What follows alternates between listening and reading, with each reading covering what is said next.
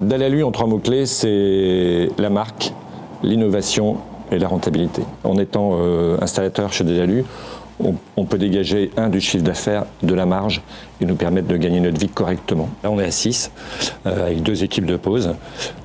J'ai 3 fourgons, 5 profileuses, une plieuse.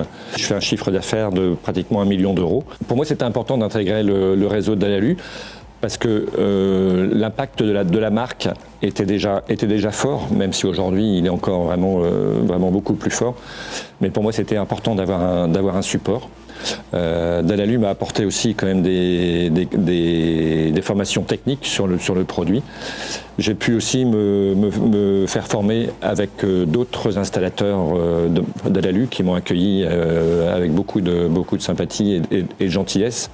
Et ça m'a permis comme ça de démarrer doucement alors que j'avais vraiment aucune compétence dans ce métier. Et ne demandait pas non plus un très gros investissement financier, je parle. Je me suis lancé en septembre 2003. J'ai commencé, j'ai pris un fourgon en location, j'ai emprunté un peu d'argent à la banque qui m'a permis d'acheter une profileuse, un peu de matériel et voilà, j'ai commencé comme ça. Je faisais tout, aussi bien le commercial, la pose sur les chantiers, l'administratif, la comptabilité, la communication.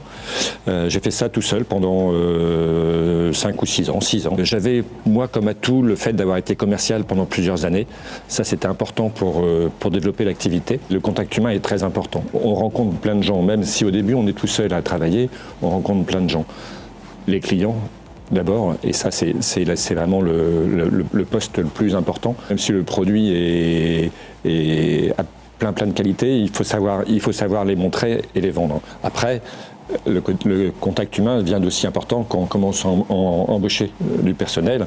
Là, il y a toute la partie management. Là, c'est des rapports humains différents avec les clients, mais des rapports humains très importants. Et vraiment, ceux qui réussissent, c'est ceux qui savent bien s'entourer, bien embaucher, garder les salariés, faire ce qu'il faut pour qu'ils restent chez nous. Il y a aussi un point important, mon épouse m'a rejoint il y a 3 ans dans l'entreprise. Elle a pris une partie de mes tâches et ça m'a permis de me libérer un peu plus de temps pour aller un peu plus sur les chantiers, développer l'activité et refaire encore un peu de commerce pour refaire encore progresser l'entreprise.